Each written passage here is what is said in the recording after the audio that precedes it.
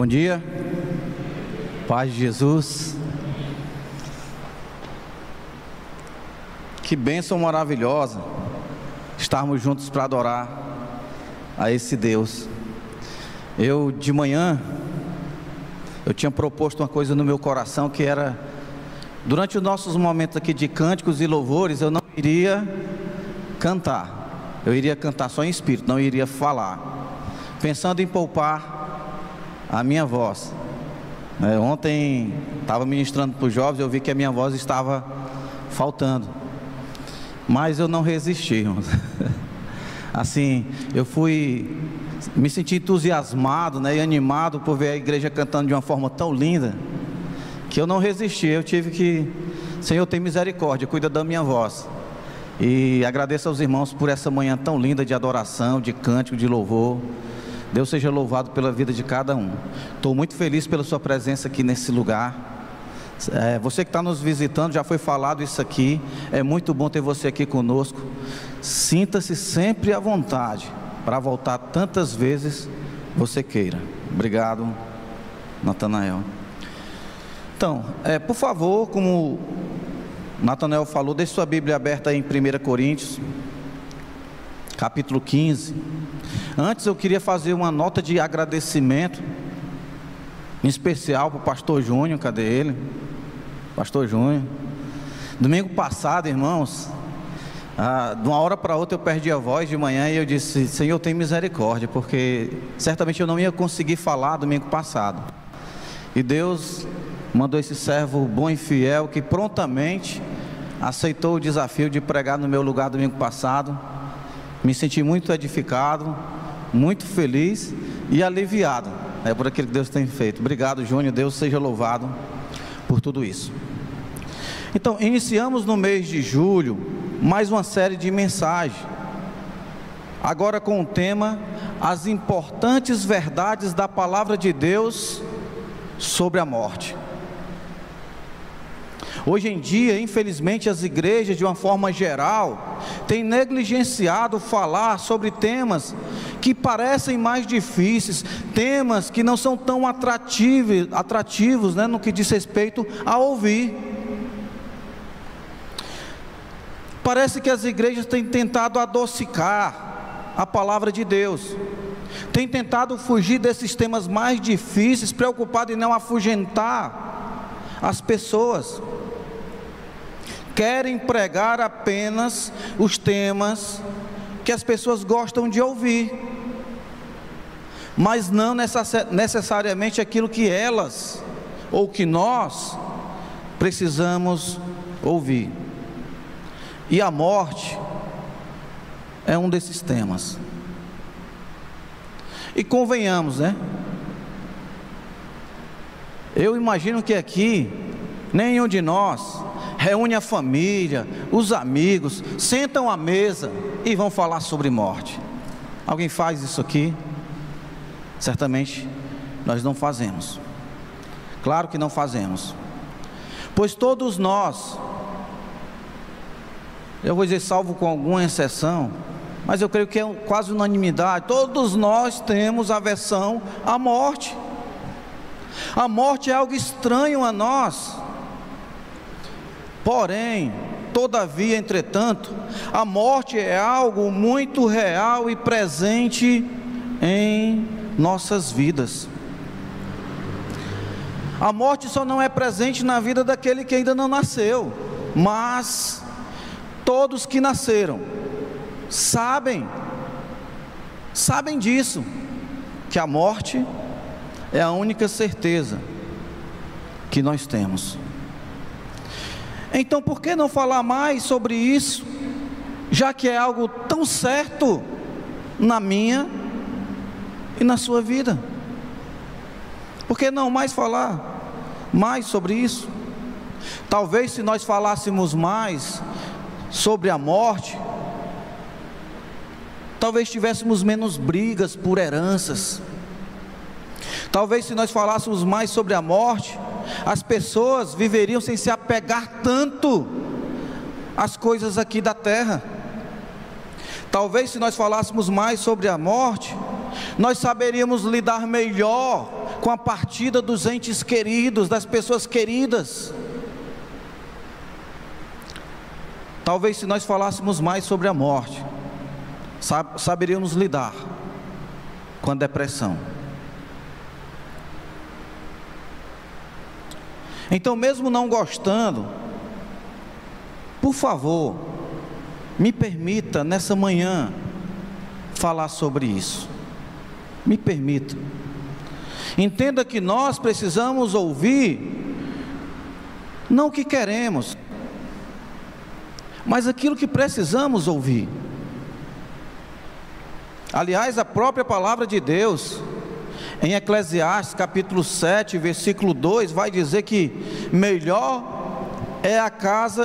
melhor ir à casa onde há o luto do que ir à casa onde há banquete. Porque na casa onde há o luto, está o fim de todos os homens. E nisso, os vivos, aqueles que estão vivos, aplicam ao seu coração.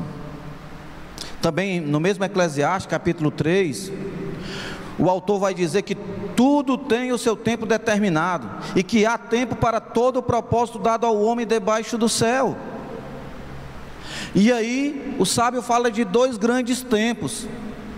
O primeiro é o tempo de nascer, e aí ele vai falar do outro grande tempo, o tempo de morrer. Portanto, a palavra de Deus fala muito a respeito da morte. Você sabia que a morte é o assunto mais falado nas Escrituras? Então é importante sim falarmos sobre isso. Portanto, me permita nessa manhã fazer isso. Assim, gostaria que pudéssemos aprender algumas verdades sobre a morte, onde o apóstolo Paulo, nesse texto que nós acabamos de ler, traz aqui algumas declarações importantes sobre o tema que nós vamos falar hoje. O tema de hoje é que a morte é o nosso maior inimigo. A morte é o nosso maior inimigo. E quais seriam essas verdades que nós podemos extrair aqui? Voltemos para o texto, capítulo 15, versículo 20, 21 e 22. Paulo diz: mas de fato, Cristo ressuscitou dentre os mortos, sendo Ele as primícias dos que dormem. Visto que a morte veio por um homem, também por um homem veio a ressurreição dos mortos. Porque assim como em Adão todos morreram, assim também todos serão vivificados em Cristo Jesus. Então, deixa em primeiro lugar eu explicar um pouco o que Paulo está falando aqui. Porque aqui nessa carta aos Coríntios, parece que no capítulo 15, Paulo ele abre um parênteses para falar sobre um assunto específico, que lá no versículo 12 do capítulo 15 ele vai trazer isso à tona, que é que alguns irmãos naquela igreja estavam declarando, dizendo que não havia ressurreição dos mortos. E aí Paulo escreve esse capítulo tão importante para refutar esse tipo de ensino, esse tipo de pensamento que haviam se levantado no meio da igreja por parte de alguns irmãos. Portanto, o contexto aqui fala mais sobre ressurreição do que de morte, porque afinal esse era o propósito do apóstolo Paulo, falar de ressurreição.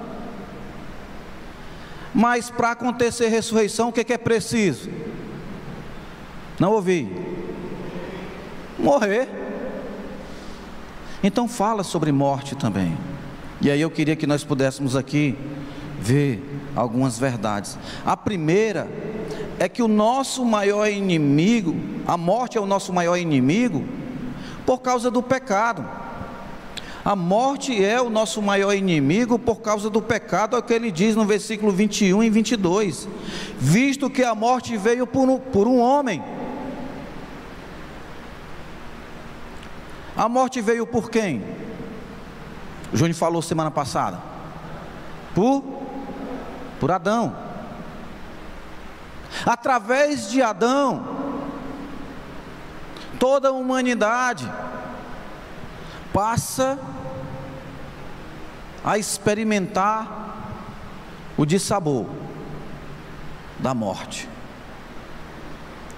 Ele diz: porque assim como em Adão todos morreram. Aqui é uma verdade. Em Adão, na desobediência de Adão, onde o homem, o ser humano, decidiu se afastar do Criador, andar com suas próprias pernas, fazendo a sua vontade em detrimento à vontade do Criador, fazer os seus desejos ao invés de seguir a vontade do Criador. O homem experimentou a morte. Por quê? Porque sem Deus não há vida.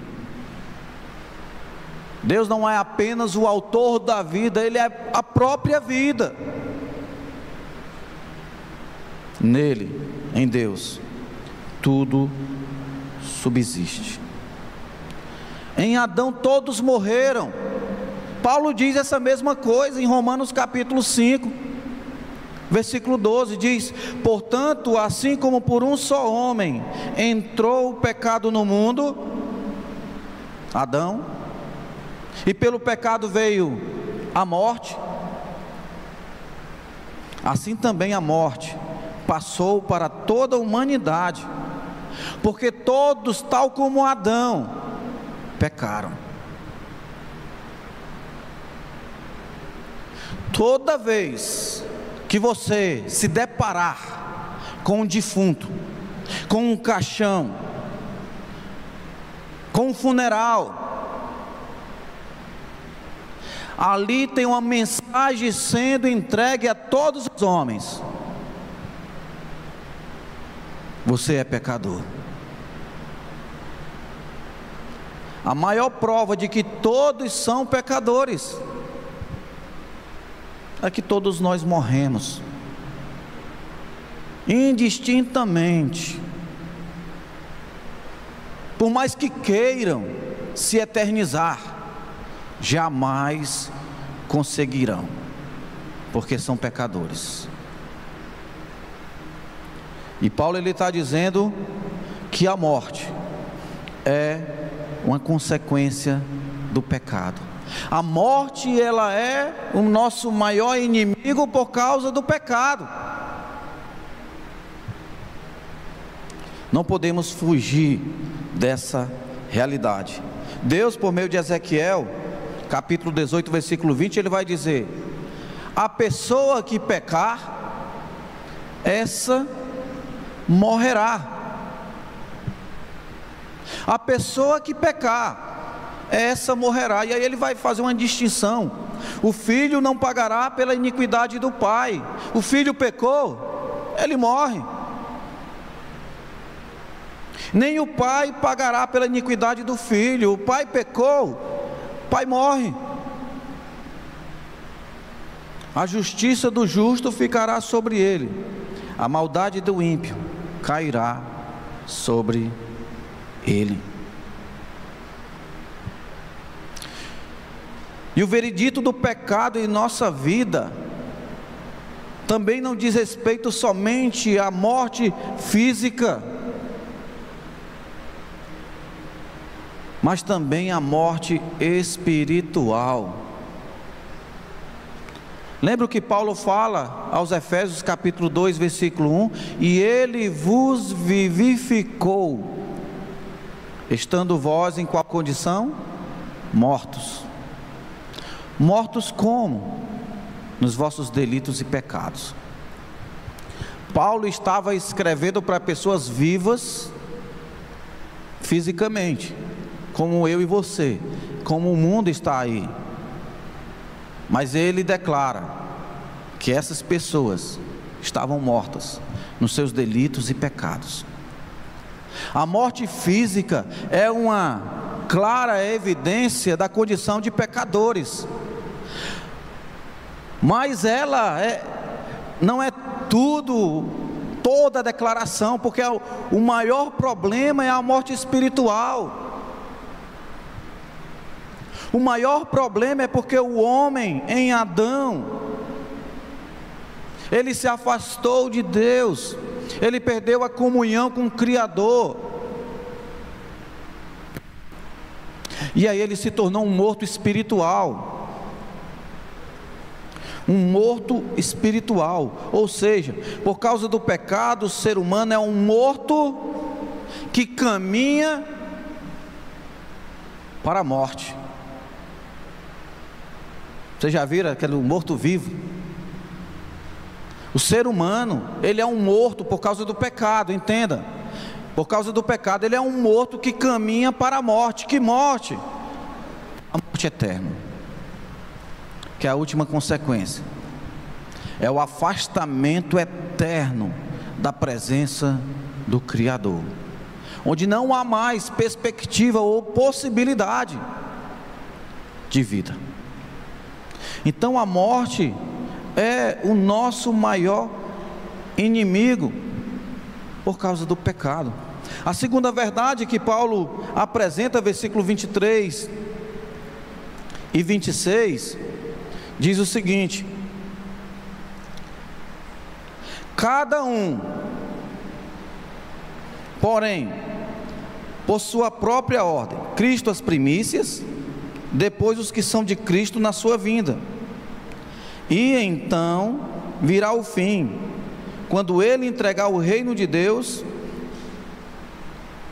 quando entregar o reino ao Deus e Pai, quando houver destruído todo o principado, bem como toda a potestade e poder, porque convém que ele reine, até que haja posto todos os inimigos debaixo dos pés. E o último inimigo a ser destruído é a morte.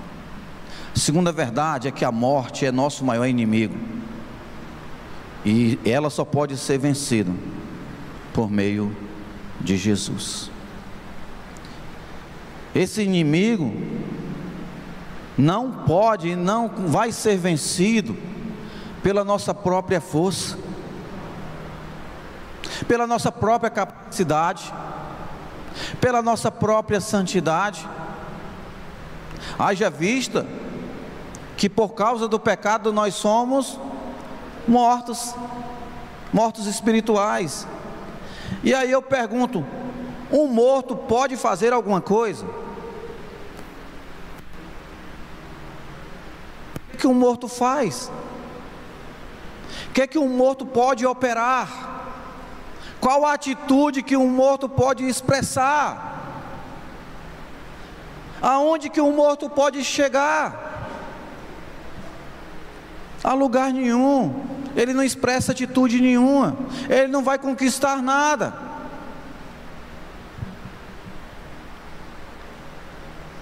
Todos os que nascem de Adão nascem nessa condição de mortos espirituais, conforme Paulo declarou em Efésios e em tantos outros textos. Desde Adão, essa condição do homem, e todos os homens, quando eu digo homens, humanidade, ser humano, nascem de Adão.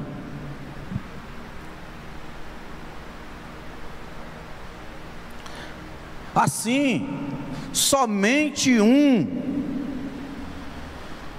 que não nascesse de Adão poderia realizar esse ato de redenção, esse ato de salvação, porque este não nascido de Adão não estaria na condição de um morto espiritual.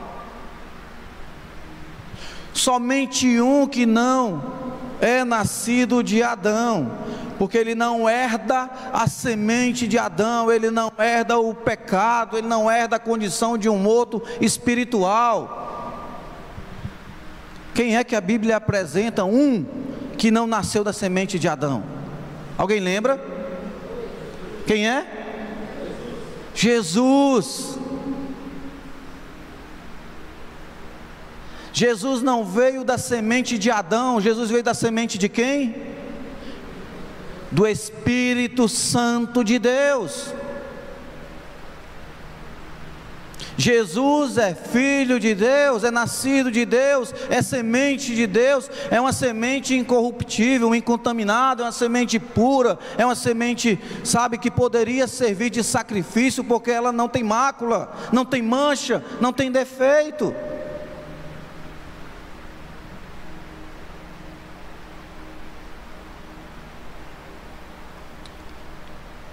Como Paulo diz, porque é necessário que Ele reine, Ele quem? Jesus, até que tenha posto todos os inimigos debaixo dos seus pés, todo o mundo espiritual decaído, e o último inimigo a ser destruído, a morte,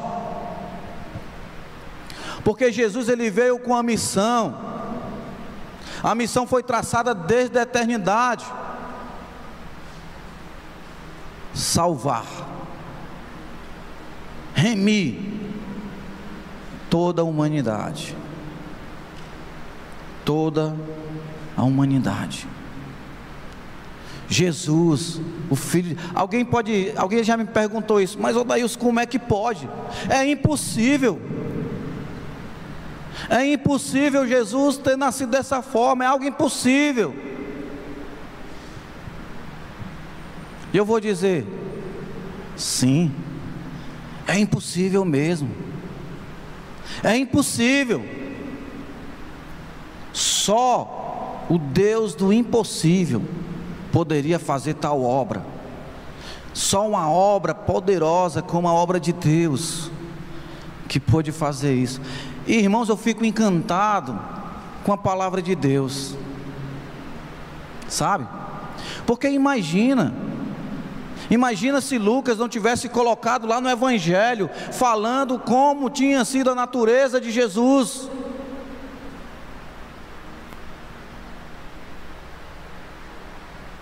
E Lucas escreveu o Evangelho muitos anos, mas muitas centenas de anos, depois de muitas profecias, depois de muitas declarações de como seria a vinda do Messias. E de repente Lucas fala de uma forma que se completa, que se fecha o plano de salvação. O Cordeiro de Deus que tira o pecado do mundo não poderia ser maculado, manchado com o pecado. E se José fosse a semente, né? A semente que José era de quem? De Adão. Jesus traria uma semente corrompida, manchada pelo pecado. Não haveria salvação, porque esse sacrifício é desprezível, não era aceito. Somente Jesus, o Santo, o Filho de Deus, o sacrifício perfeito. João capítulo 1, versículo 29, João olha para Jesus e diz: eis o Cordeiro de Deus. Porque o Cordeiro perfeito, sem mancha, sem pecado. Eis o Cordeiro de Deus, que tira o pecado do mundo. Esta é a poderosa mensagem do Evangelho. Paulo, escrevendo aos Romanos capítulo 1, versículo 16, ele vai dizer: porque eu não me envergonho do Evangelho, porque ele é o poder de Deus para todo aquele que nele crê, primeiro do judeu e também do grego, todos. Essa é a mensagem do Evangelho. João 3,16, porque Deus amou o mundo de tal maneira, que deu seu Filho unigênito, Cristo, o Cordeiro perfeito, para que todo aquele que nele crê não pereça, mas tenha a vida eterna. Mensagem poderosa do Evangelho. Nós precisamos crer nesse Evangelho, irmãos. Nós precisamos crer nesse Evangelho para que a morte deixe de ter poder sobre nossas vidas. Nós precisamos crer e viver nesse Evangelho para que a morte perca o poder em nossas vidas. Mas nós também devemos e precisamos anunciar esse Evangelho para que mais pessoas possam viver, serem salvas. Saia aí fora proclamando aos quatro ventos esse evangelho maravilhoso de salvação. Afinal, se você não gosta da morte, e eu creio que ninguém gosta da morte, glória a Deus, nós temos a solução. Nós temos a solução desse grande e grave problema. Nós temos o poder de derrotar esse grande inimigo por meio do evangelho, poderoso evangelho de Jesus Cristo. Portanto, firme-se no evangelho, viva o evangelho, creia no evangelho, pregue o evangelho, pregue, anuncie o evangelho, fale dessa grande maravilha para as pessoas.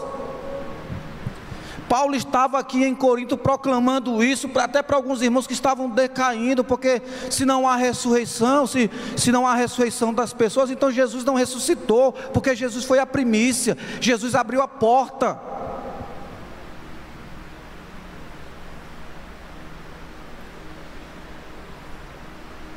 Paulo estava lá anunciando, pregando, porque ele vivia, porque ele cria no evangelho. Mesmo ele sendo pecador, ele se declara o pior dos pecadores, salvo pelo evangelho de Jesus. Se a morte é o nosso maior inimigo, e aqueles que estão afastados de Cristo, de Deus, são mortos que caminham para a morte, agora em Cristo nós somos vivos que caminham para a vida, mesmo que no meio do caminho haja uma morte. Evangelho de João capítulo 11, versículo 25, que Jesus vai dizer: eu sou a ressurreição e a vida. Aquele que vive e crê em mim, ainda que morra, viverá. E todo aquele que vive e crê em mim nunca morrerá eternamente. O evangelho, viva e pregue o evangelho. Às vezes nós não pregamos o evangelho porque necessariamente muitas vezes não estamos vivendo, ou talvez não há essa convicção em nossos corações. A morte continua sendo um problema em nossas vidas. Temos medo de falar da morte, não queremos ouvir sobre morte. Como assim? Para aqueles que creem em Jesus, a morte não é mais um problema, é o que a gente vai ver agora no versículo 50 dessa mesma carta.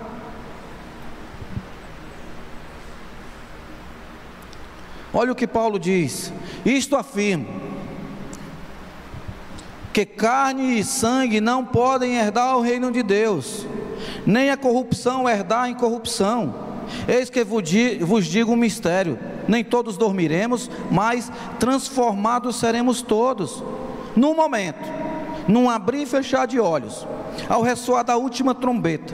A trombeta soará, os mortos ressuscitarão incorruptíveis, e nós seremos transformados, porque é necessário que este corpo corruptível se revista da incorruptibilidade, e que o corpo que é mortal se revista da imortalidade. E quando este corpo corruptível se revestir da incorruptibilidade, e o que é mortal se vestir da imortalidade, então se cumprirá a palavra que está escrito por meio dos profetas: tragada foi a morte pela vitória. Onde está, ó morte, a tua vitória? Onde está, ó morte, o teu aguilhão? O aguilhão da morte é o pecado, e a força do pecado é a lei. Graças a Deus, que nos dará a vitória por intermédio de nosso Senhor Jesus Cristo. A morte, que é o nosso maior inimigo, para a glória de Deus, graças a Deus, foi derrotada por Cristo na cruz do Calvário. Portanto, não tema a morte, não fique com receio por causa da morte, não fique depressivo por causa da morte. Alegre-se no Senhor, que tem te dado e tem nos dado a vitória em Cristo Jesus. A morte não tem poder sobre a vida daqueles que estão lavados e remidos pelo sangue redentor de Jesus derramado na cruz do Calvário. A morte é inoperante diante desse quadro. E aqui eu queria falar sobre isso. A morte física, embora ela nos traga tanto medo, preocupação, angústia e tristeza, ela ainda não é o pior ou o nosso maior problema, pois nesse caso o pior mesmo é não aprender nada sobre ela. O pior é você não aprender nada sobre a morte.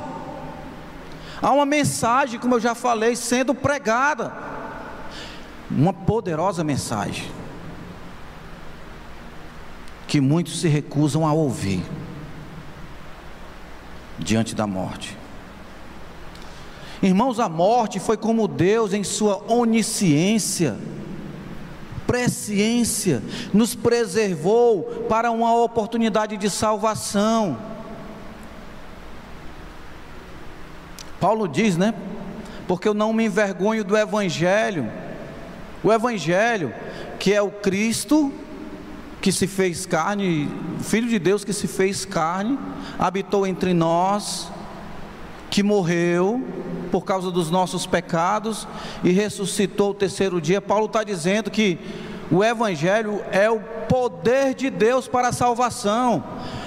É como Deus poderia salvar. Não teria um plano B, um plano A. A única forma de Deus salvar a humanidade era por meio do sacrifício substituto de Jesus. Jesus tomando o nosso lugar, o santo se fazendo pecador, o puro se passando, indo para o lugar do impuro. Porque se nós não morrêssemos, se não houvesse a morte física, não haveria expectativa de salvação.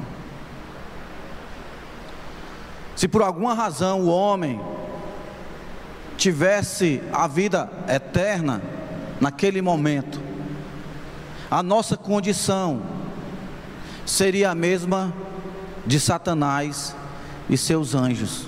Por que não há expectativa de salvação para Satanás e seus anjos, que se rebelaram contra Deus, que se afastaram de Deus? Porque eles não morrem. Não morrem, são espirituais. Qual é a morte para eles? Que é a pior morte, a morte eterna.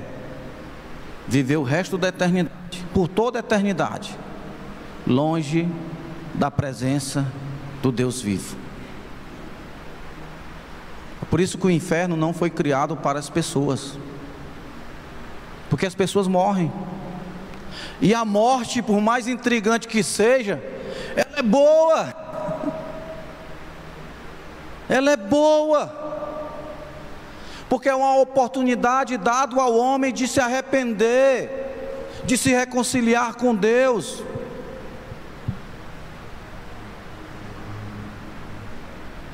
Você já pensou dessa forma? A morte, que Deus tirou o homem a possibilidade de ele experimentar da árvore da vida e não experimentar a morte. Deus tratou desse problema, afastou o homem.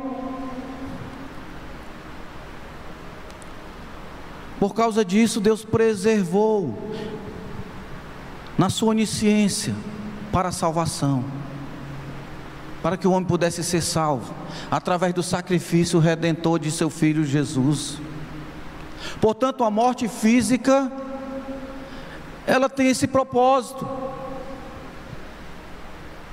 Pior do que a morte física é a humanidade e as pessoas não aprenderem nada com ela.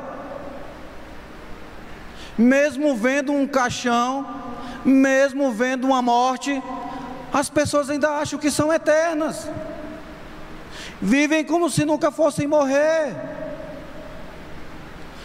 buscam coisas para se enraigar nessa terra, para se preservar nessa terra, quando a realidade da verdade é que vai morrer. E esquecem que Deus nos fez alma e corpo. O desejo de Deus é nos preservar para a vida eterna. É esse o discurso de Paulo aos Coríntios. A morte aqui, que parecia ser um problema, não é, porque foi vencida. Vocês já ouviram Paulo falar em Romanos que em Cristo nós somos mais do que vencedores? Não é sobre as coisas do dia a dia não, sabe? Não é no trabalho, é sobre a morte.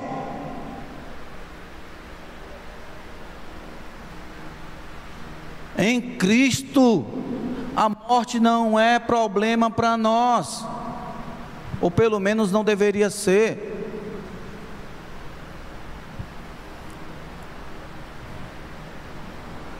Quando Deus impediu ao homem ao acesso à árvore da vida, Deus estava dando ao homem uma oportunidade de redenção. Nesse caso, a morte deixa de ser um problema para ser uma solução. Porém, todavia, ela só será a solução se compreendermos o plano de Deus. A morte só será a solução se nos arrependermos da nossa forma vã de viver, dos nossos pecados. Só será a solução se nós confessarmos os nossos pecados. A morte só será a solução se nós entregarmos nossas vidas para Jesus. A morte só será a solução se nós vivermos todos os dias nessa luta contra o pecado, sabendo que o pecado leva à morte eterna, que o pecado traz a condenação. Romanos 6, 23. O pagamento do pecado, a recompensa do pecado, o salário do pecado é a morte. É a morte. Busque compreender sobre essas coisas. É por isso que o sábio em Eclesiastes 7:2 vai dizer: é melhor ir à casa onde há luto do que ir à casa onde há um banquete, porque na casa onde há o luto está o fim de todos os homens, e os vivos aplicam seu coração.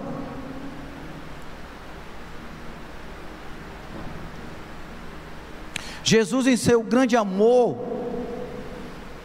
e misericórdia, Ele se entregou por nós. Não tendo Jesus a semente de Adão, se fez pecador, para que através deste grande ato de amor, todos nós pudéssemos ter a oportunidade de salvação.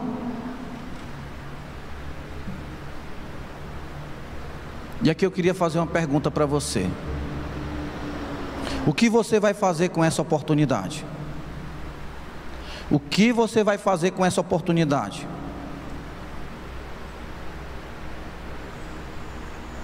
Quando você estiver num funeral, escute a mensagem que vem daquele caixão. Se não for você que estiver nele,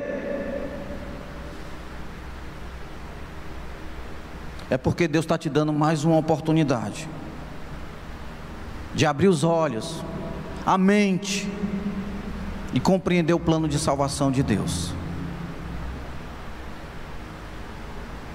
Assim, aproveite bem essa oportunidade para aprender sobre a morte e as suas consequências. Aproveite enquanto você está vivo, pois o único tempo e oportunidade que você tem para se livrar desse grande e terrível inimigo é agora, enquanto estar vivo.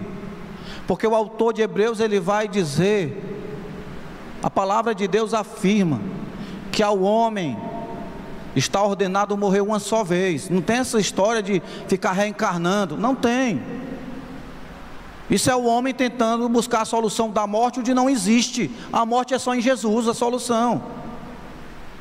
O autor diz: ao homem está destinado a morrer uma só vez, e depois não tem purgatório, não tem vela de 7 dias, não tem apelo.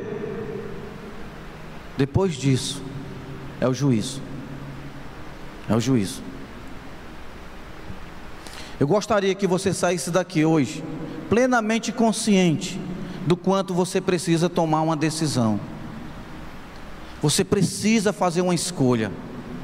Nós cantamos isso aqui, entre a vida e a morte. Eu gostaria de dar um conselho: escolha a vida. Escolha a vida. Como? Aceitando o evangelho da salvação, entregando sua vida para Jesus. E não perca tempo, pois não sabemos de quem será o próximo funeral que iremos participar. Não sabemos. Se não for o seu e nem for o meu, há uma mensagem ali sendo anunciada: vida só em Jesus. Que Deus nos abençoe.